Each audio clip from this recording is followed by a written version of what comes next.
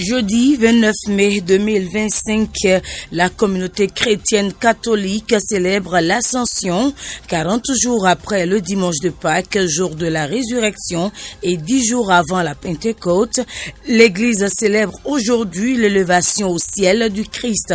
Jésus-Christ y rejoint Dieu, son Père. Des messes ont été dites à l'occasion sur les différentes paroisses de la ville.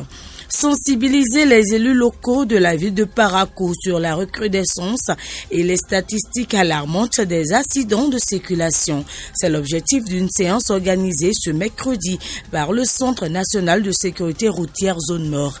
Les statistiques données par le CNSR à l'occasion sont préoccupantes. Plus de précisions dans ce journal. Quelques jours nous séparent de la Tabaski, encore appelée l'Aïd el-Kébir, une célébration marquée par le sacrifice des bêtes. À la veille de cette célébration, une équipe de reportage a fait un tour sur le site de vente de petits ruminants au quartier Orutokoru de Parakou. Le constat sur place révèle que les prix des bêtes sont en hausse. Voilà pour le sommaire. Mesdames et messieurs, bonjour et bienvenue. Radio Fraternité 96.5. Fraternité FM. Merci de nous préférer. Parakou, ville la plus accidentogène du Bénin et première au plan national en termes d'accidents graves.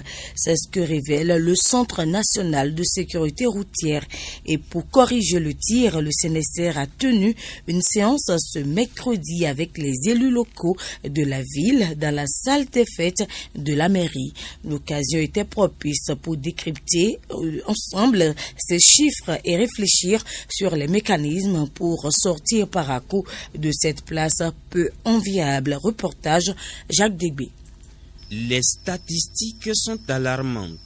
Parakou compte sur les 5 dernières années, 2019-2023, plus de 700 tués et blessés graves. Et ces chiffres nous interpellent. Ces chiffres interpellent et le CNSR et la police, la CIRAT, les élus locaux et donc tous les acteurs. Et c'est pour corriger le tir que le Centre national de sécurité routière CNSR Zone Nord a initié cette séance avec les élus locaux de Parakou. Josué Wowo, chef division contrôle routier, éducation et statistique du CNSR Zone Nord. Donc nous sommes venus vers les acteurs, c'est-à-dire les élus locaux, pour leur rappeler leurs responsabilités en matière de sécurité routière. Nous sommes venus les appeler à un engagement à lutter véritablement contre les accidents de la route. Et nous sommes disposés à être à leur côté, nous sommes disposés à les impliquer, nous sommes disposés à répondre à leurs appels toutes les fois quand ils nous font appel. Je l'ai dit, le plan de contingent par exemple de la mairie, les instruments de gestion même de la mairie, on peut associer le CNSR pour qu'ensemble nous nous donnons la main pour lutter une fois encore efficacement contre les accidents de la route, notamment dans la ville de Parakou. 172 tués et 540 blessés graves sur les routes à Parakou au cours des 5 dernières années. La vérité des chiffres est là. Parakou est la ville la plus accidentogène au nord Bénin et première au plan national en termes d'accidents graves. Pourtant, ces drames de la route ne sont pas une fatalité, rappelle le chef antenne CNSR Zone Nord, Marc Bossou. Chaque jour sur nos routes, des vies sont brisées. Et derrière chaque accident, il y a une famille qui est bouleversée. Il y a une communauté qui est touchée. Il y a un avenir qui est compromis. Et pourtant, c'est possible de changer cette situation parce que trop de sang ont coulé sur les routes du Bénin en général, mais sur les routes de Parakou en particulier. Votre rôle en tant qu'élu est déterminant. Vous êtes plus près des populations. Vous êtes plus près des réalités du terrain. C'est pourquoi nous faisons appel, non pas seulement à votre écoute aujourd'hui, mais à votre engagement actif.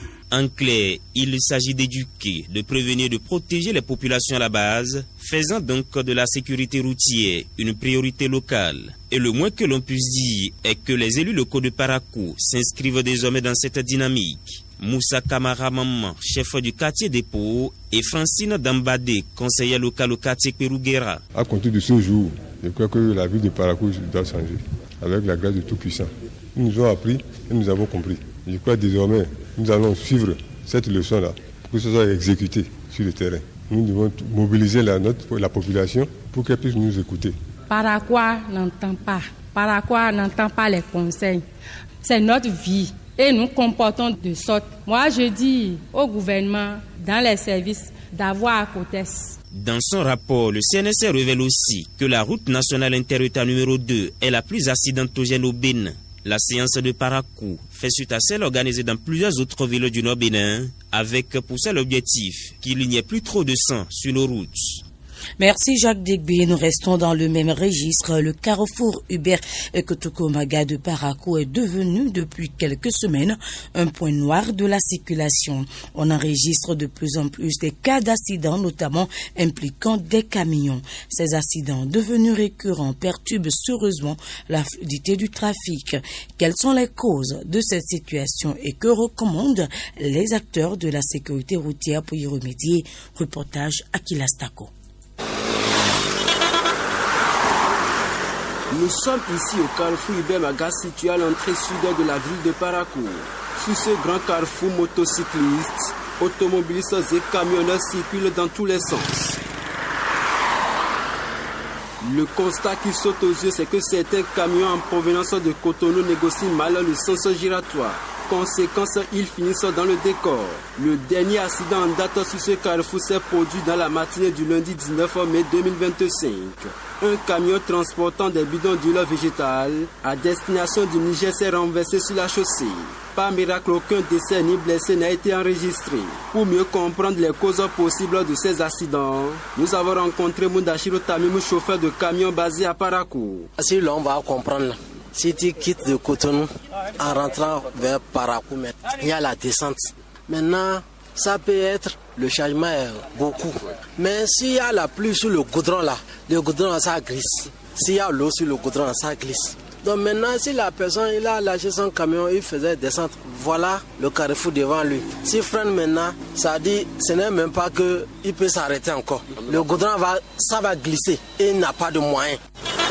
Les acteurs de la sécurité routière confirment également la récurrence de ces accidents sur nos grands carrefours. Selon eux, l'excès de vitesse, l'usure des pneus et les chargements hors gabarit sont autant de facteurs à risque. Xavier Torosé, moniteur d'auto-école à Parakou, nous en dit plus. Il faut dire premièrement que l'excès de vitesse est une cause qui est souvent citée dans ces genres d'accidents de la circulation. De deux, en période pluvieuse, la chaussée est glissante. Et selon les normes prescrites, c'est que lorsque la chaussée est glissante, les pneumatiques n'ont pas une bonne adhérence avec la chaussée. Quant à savoir si le carrefour Hubert Maga est mal conçu ou si ces accidents sont liés à la vétusté des camions, le moniteur d'auto-école apporte des précisions. Oui, la vétusté des camions s'explique, mais aussi l'entretien. Et aussi, il y a de ces conducteurs aussi qui ne sont pas souvent sobres au volant. Oui, le carrefour répond aux normes. Moi, je suis allé à Kara, j'ai vu des carrefours qui sont plus coincés que ça. C'est vraiment un sens giratoire qui est aux normes. Et pour éviter de nouveaux accidents à l'avenir sur nos carrefours, ce dernier prodigue quelques conseils pratiques aux conducteurs. Il faut avoir 2 conducteurs au volant, c'est-à-dire l'autre est en train de se reposer pendant que l'autre a fait plus de 4 heures de temps de conduite, l'autre prend le relais et l'autre va se reposer, ainsi de suite. Pour notre sécurité, celle des autres usagers de la route, il est donc essentiel que les chauffeurs de camions fassent preuve de prudence et respectent scrupuleusement les prescriptions du code de la route.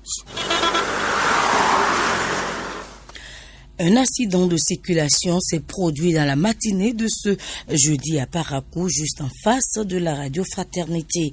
Un conducteur de taxi-moto, communément appelé Zémidjan, a violemment chuté de sa moto alors qu'il roulait seul sans passager à bord. Selon les témoins, l'homme visiblement exténué aurait perdu le contrôle de son engin après avoir heurté la bordure de terre-plein central.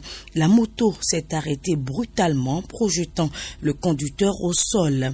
Grâce au port du casque, les blessures à la tête ont pu être évitées. Cependant, il souffre d'une fracture au pied gauche. Sa moto est également endommagée. Les sapeurs-pompiers alertés sont intervenus rapidement pour lui administrer les premiers soins avant son évacuation vers un centre de santé. Je l'annonçais en titre, encore quelques jours et la communauté musulmane va célébrer la fête de la Tabaski. À quelques jours de la célébration de cette fête marquée par le sacrifice des bêtes, les fidèles s'activent pour acheter leurs moutons. Sur le site de vente de petits ruminants au quartier Orutokoru de Parakou, les vendeurs de bétail sont déjà installés et n'attendent que les acheteurs qui viennent au compte-gouttes. Une équipe de la rédaction est allée faire le constat sur les tendances des prix des bêtes. Compte rendu, Mansourata Denis Djibril. Nous sommes ici sur le marché de petits ruminants de Parakou. Sur ce site commercial, l'ambiance semble morose à quelques jours de la fête de Tabaski édition 2025. Pour le moment, vous savez que le marché, ça ira lentement d'abord. Parce qu'il y a d'autres qui n'ont pas l'endroit s'ils ont acheté leurs moutons pour garder. C'est pour cela que le marché n'est pas encore levé. Mais d'ici une semaine comme ça, le marché va se voler. Comme chaque année, les commerçants de bétail proposent plusieurs variétés de moutons dont les prix diffèrent en fonction de la forme et de la taille. Les prix des moutons, ça dépend de la catégorie des moutons. Il y a d'autres moutons, les grands moutons, les races du Niger là, il y a d'autres 300 000, 250 000, 200 000, 150 000 jusqu'à 100 000. Chez les moutons d'ici au Bénin, il y a d'autres de 120 000, 100 000, 80 000, 50 000, etc. Le petit prix pour la race béninoise, c'est 40 000. Le plus grand, c'est 130 000, 120 000, 100 000. Pour quelques acheteurs rencontrés sur le site, se procurer ces bêtes est un véritable casse-tête du fait du coût élevé. Je suis ici aujourd'hui pour me procurer d'un mouton de Tabaski, mais malheureusement pour moi, sincèrement, les prix ont augmenté. C'est encore catastrophique cette année. Je ne prends pas le risque d'acheter ça aujourd'hui. C'est que je cours encore le risque de prendre ça à un prix très élevé. Contrairement à ces derniers, d'autres fidèles musulmans attendent le jour J avant de se procurer leurs bêtes. Avec la mesure interdisant l'exportation des bétails prises par le Niger et la fermeture des frontières terrestres, les prix des bêtes risquent de doubler, voire tripler, alertent les commerçants. C'est pourquoi ils invitent tous les fidèles ayant l'intention de sacrifier à la tradition de vite effectuer le déplacement. C'est qu'il a besoin d'acheter son mouton de Tabaski, s'il a l'endroit où garder son mouton, il n'a qu'à tout faire pour venir acheter son mouton très tôt. Parce que d'ici un peu, les moutons vont devenir très chers. C'est ce qu'on est en train de voir là. Au Bénin, l'Union islamique a fixé la date de l'Aïd el-Kébir au vendredi 6 juin 2025.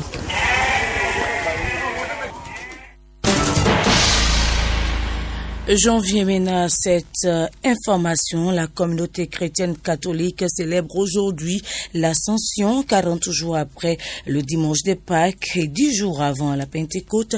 L'Église célèbre l'élévation au ciel du Christ. Jésus-Christ y rejoint Dieu, son Père, et des messes ont été dites à l'occasion sur les différentes paroisses de la ville. Cybèle Lesotamigan a suivi la messe à l'Église catholique Saint-Joseph d'Alaga. Reportage.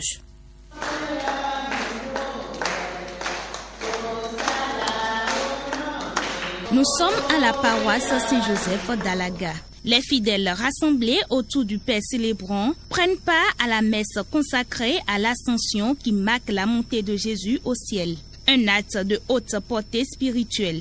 Dans son homélie tirée des Saintes Écritures de Luc 24, versets 46 à 53, le célébrant a invité les fidèles à plus d'engagement. Selon lui, l'Ascension est un appel à plus d'engagement dans la mission que Jésus a confiée à son peuple. Père Romaric Baongo. Jésus monte au ciel.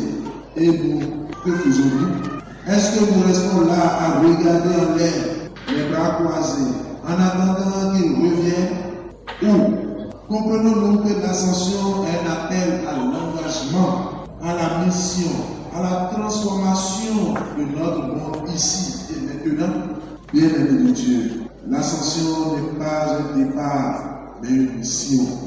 Pourquoi restez-vous là à regarder le ciel par de l'ange? Frères et sœurs, cette question de l'ange aux apôtres est pour nous tous. Trop souvent, nous vivons une foi passive, spectatrice, en attendant que Dieu règle tout. On a des phrases, souvent c'est des phrases à nos bouches comme « c'est Dieu qui sait, c'est Dieu qui va faire. Et toi tu le sais venir, toi tu le fais venir. » Oui, Dieu agit, mais il attend que nous aussi, nous agissons. L'ascension est une invite à plus de responsabilité pour le fidèle, insiste l'homme de Dieu. Et de ce fait, il est appelé à faire davantage d'efforts en tout pour apporter des réponses à ses préoccupations avant le recours à Dieu. Père Romaric Bango. L'ascension, ce n'est pas l'absence de Jésus. C'est le début de notre responsabilité chrétienne dans nos quartiers, nos familles, notre pays. C'est à nous d'être les témoins. Souvent, on laisse tout dans la main de Dieu. C'est Dieu qui va faire. C'est Dieu qui va résoudre les problèmes de nos familles. C'est vrai qu'il va faire. Mais nous-mêmes, qu'est-ce que nous faisons? C'est la mission que Jésus nous laisse en partant. Ce n'est pas parce qu'il est parti, désormais, il n'y a pas de c'est fini. Et bon. C'est maintenant qu'il nous prend comme des responsables. Parce qu'il sait que désormais nous sommes matures. Nous pouvons désormais nous défendre. Pour les fidèles présents, l'ascension revêt une importance capitale dans leur vie chrétienne. Fonker Wetorosu est un fidèle catholique. Pour moi, c'est déjà une très grande fête dans l'église et ça marque la montée de Jésus au ciel. À dire comme ça, c'est quelque chose qu'on pourrait mal prendre ou mal comprendre, mais c'est d'une importance et d'une signification vraiment grande dans l'église catholique, car avec cette ascension, le Seigneur nous promet son Esprit Saint. Donc par l'ascension, nous entrons dans une phase d'espérance de l'Esprit Saint. Et quand on dit phase d'espérance de l'Esprit Saint, c'est ce que l'on fêtera encore à la Pentecôte. L'ascension est une célébration qui intervient 40 jours après Pâques. Elle marque la dernière rencontre de Jésus avec ses disciples après sa résurrection et son élévation au ciel.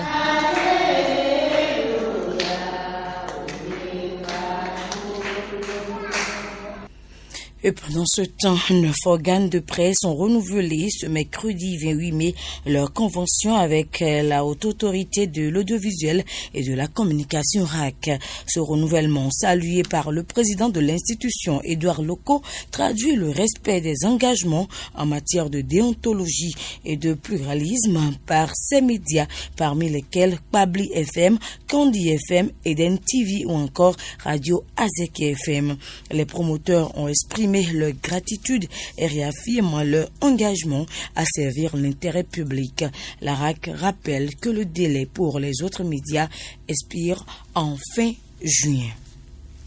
Écho de la Marina, le gouvernement annonce la réfection des toitures des salles de classe décoiffées dans 135 collèges.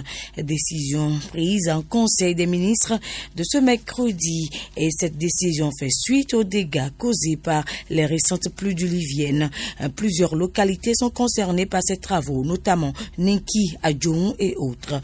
L'objectif de cette décision est d'améliorer les conditions de travail des enseignants et apprenants de ces établissements concernés. Plus de précisions avec le secrétaire général adjoint et porte-parole du gouvernement, Wilfried Léandre-Rombéji. Le point de la situation fait ressortir des salles de classe décoiffées, aux toitures et charpentes endommagées par les orages ou les vents violents, mais aussi des dégradations d'autres natures par endroits. Cependant, tous les CEG répertoriés pour bénéficier exclusivement des réfections de toiture sont au nombre de 135 répartis dans 53 communes et 11 départements. Dans le but de favoriser la poursuite des activités pédagogiques dans de bonnes conditions, l'Agence pour la construction des infrastructures du secteur de l'éducation a été saisie aux fins de diligences à accomplir. Le Conseil a marqué son accord pour la contractualisation avec diverses entreprises en vue de leur réalisation dans les délais prescrits. Le gouvernement a adopté au cours de ce conseil une série d'ajustements destinés à rendre le programme de logement économique plus accessible. Par ailleurs, il est à signaler que les prix de cession des logements économiques en achat au comptant restent inchangés selon le point fait par le porte-parole du gouvernement, Wilfred Léandre-Rumbéji. Les ajustements effectués portent sur l'extension de la location achat des logements économiques à la diaspora béninoise et aux personnes admises à la retraite, la durée de remboursement des logements économiques qui est portée à 20 ans au lieu d'une durée précédemment fixée à 17 ans, le taux d'actualisation appliqué pour le calcul des mensualités qui est abaissé à 4,5% au lieu de 6,5%. Ces nouvelles modalités s'appliqueront à l'ensemble du programme, y compris à l'offre de logement de la Caisse nationale de sécurité sociale, dans un souci d'harmonisation et de cohérence au service de l'intérêt général. Restent inchangées les modalités d'acquisition des logements sociaux, de type D notamment, dédiés uniquement aux agents de l'État éligibles et cédés par voie de location-achat pour des mensualités de 97 000 francs CFA sur une durée de 25 ans. Et puis les membres de l'exécutif ont aussi décidé de la réalisation des travaux d'urgence de réparation des dégradations critiques relevées sur le réseau routier national. Ces dégradations ont été relevées au niveau de 30 ouvrages dans plusieurs communes, notamment Parakou, Kobli, Kérou et Kandi, Banikwara et bien d'autres. Elles portent sur des ouvrages défectueux, des ouvrages partiellement ou totalement effondrés et des équipements de sécurité endommagés par les usagers. Wilfred Léandre-Rumbéji. Seront impactés par ces travaux. S'agissant des tronçons de route classés non revêtus, les axes Tukuntuna-Peporiaku, Kobli-Materi, Keru-Kaubagu, Parakou-Binassi-Perere-Niki, Katagon-Avrankou, Avakpa-Tokota. Quant aux routes revêtues, il s'agit des axes Kandi-Banikwara, Godome-Kalavi, Pédécor-Boïkon, Boïkon-Dassazoumé, Abomé-Azové, Ouida-Komé-Grand-Popo et du pont Martin Luther King à Cotonou. Enfin, les tronçons de pistes rurales, Fowa-Singré-Anandana et Komé-Pablé seront traités dans le cadre des présents travaux. En vue de leur exécution diligente, le Conseil a marqué son accord pour la contractualisation avec les entreprises retenues qui devront les exécuter conformément aux exigences de leur cahier de charges. Autre volet de l'actualité, 97,11%, c'est le taux de réussite des candidats à l'examen du certificat de qualification au métier CQM session d'avril 2025 dans le Borgou. Les résultats ont été rendus publics ce lundi, suivi de l'affichage le mardi au niveau des différents centres de composition. Pour le compte de la commune de Parakou, on note un taux de réussite de 99,11%. Barthélémy Moutouama, chef du service des examens et concours à la direction départementale des enseignements secondaires techniques et de la formation professionnelle du Borgou, revient dans cet extrait sur le taux de réussite des candidats dans les 8 communes que compte le département du Borgou. Au niveau de la commune de Bembereke, nous avons eu 638 candidats inscrits, nous avons eu 635 présents et nous avons eu 575 admis, soit un taux de 90,55%.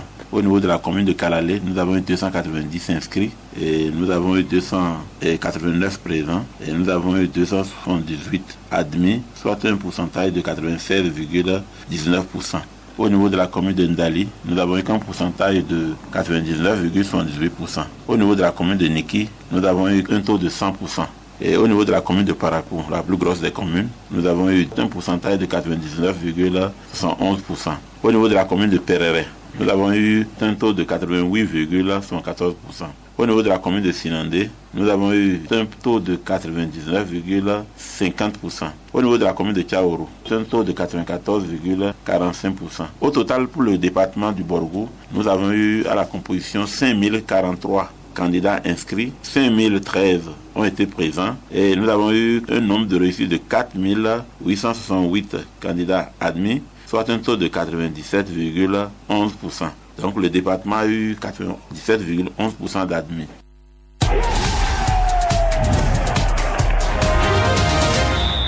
Sport, Jacques Degbé, bonjour. Bonjour Daryl Medegan-Fada. Mercato, difficile négociation entre Al Nassr et Cristiano. Oui, en fin de contrat en juin prochain, Al Nassr, bien sûr, l'attaquant Cristiano Ronaldo, 40 ans, a laissé entendre à travers un post énigmatique sur les réseaux sociaux qu'il se dirigerait vers un départ. Cependant, l'Arabie Saoudite veut absolument le convaincre de poursuivre sa carrière dans le royaume. Al Hilal représente ainsi une piste sérieuse de par sa participation à la Coupe du Monde des clubs. Mais d'après l'AFP, ce jeudi, les négociations avec le Portugais sont difficiles. En plus de cette option, le nom de Ronaldo a récemment été associé au Wydad Casablanca au Maroc, à Botafogo au Brésil et au CF Monterrey au Mexique. Angleterre, 6 clubs ont soulevé un trophée cette saison. Oui, 6 écuries anglaises ont agrandi leur palmarès cette saison et c'est du jamais vu tout simplement. Le dernier club en date a ouvert son armoire à trophée, Chelsea, qui a battu ce mercredi le Betis Séville en finale de la Ligue Conférence 4-1. Les Blues imitent ainsi Tottenham, vainqueur de la Ligue Europa, Crystal Palace qui a gagné la FA Cup, Liverpool vainqueur de la Premier League, et Newcastle qui a soulevé la Ligue Cup, ou encore Manchester City qui a gagné le Community Shield, un partage des trophées inédit. Merci Jacques Degbé, c'était les informations sportives. Place à la page Afrique.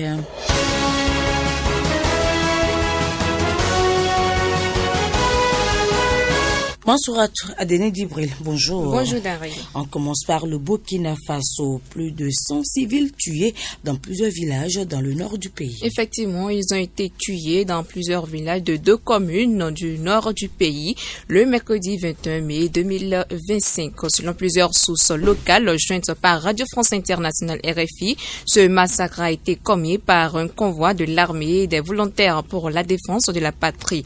Parmi les personnes tuées figurent notamment les femmes, des personnes âgées et même des nourrissons. Pour l'instant, aucune communication officielle des autorités n'a eu lieu sur ce nouveau massacre. Guinée, l'opposant Aliou Ba, condamné en appel à 2 ans de prison pour offense au chef de l'État. La Cour d'appel de Conakry a confirmé la condamnation d'Aliou Ba, le président du parti Modèle. Il avait été condamné en première instance à 2 ans de prison ferme pour offense et diffamation envers le chef de l'État, Mamadi Doumbouya. Ni les militants du parti venus par dizaines, ni les journalistes présents n'ont pu écouter la juge énoncer le verdict car un cordon de gendarmes interdisait l'accès à la salle d'audience. En République démocratique du Congo, Kigali et Kinshasa poursuivent les discussions autour d'accords miniers. Malgré le contexte tendu à l'est du pays, Kigali et Kinshasa poursuivent leurs discussions autour de leur accord minier avec des entreprises américaines sous l'égide du département d'État. Du côté rwandais, au moins un protocole d'accord a déjà été signé, tandis qu'à Kinshasa, les négociations se poursuivent. On va finir par la Centrafrique. Vive protestation contre la nouvelle loi sur la liberté de la presse. L'Assemblée nationale a voté par acclamation lundi dernier, le 26 mai, la loi remaniée sur la liberté de la presse et la communication dans le pays. Le projet de cette loi a été porté par le ministère de la Communication en partenariat avec quelques organisations des médias.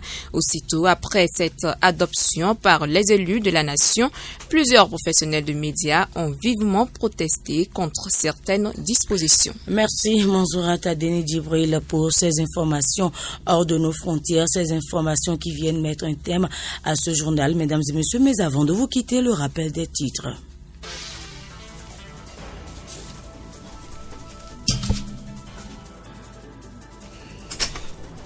Jeudi 29 mai 2025, la communauté chrétienne catholique célèbre l'Ascension 40 jours après le dimanche de Pâques, jour de la résurrection, et 10 jours avant la Pentecôte. L'Église célèbre aujourd'hui l'élévation au ciel du Christ. Jésus-Christ y rejoint Dieu, son Père. Des messes ont été dites à l'occasion sur les différentes paroisses de la ville. Vous avez suivi dans cette édition le reportage de Cybèle Lesso Sotom Megan qui a suivi la messe à l'église Saint-Joseph d'Alaga de Parakou. Et puis sensibiliser les élus locaux de la ville de Parakou sur la recrudescence et les statistiques alarmantes des accidents de circulation. C'est l'objectif d'une séance organisée ce mercredi par le Centre national de sécurité routière zone nord. Les statistiques données par le CNSR à l'occasion sont préoccupantes. Vous avez eu les précisions. Depuis quelques jours, on nous sépare de la Tabaski, encore appelée l'Aïd el-Kébir, une célébration marquée par le sacrifice des bêtes. À la veille de cette célébration, une équipe de reportage a fait un tour sur le site de vente de petits ruminants au quartier Orutokoro de Parakou. Le constat sur place révèle que les prix des bêtes sont en hausse. Vous avez eu également les précisions. Fraternité, Midi Magazine, Stop et Fin. Merci de nous avoir suivis. C'était le journal sur Fraternité FM. Jamais seul, jamais seul. Toujours plus proche de vous. Fraternité FM 96.5.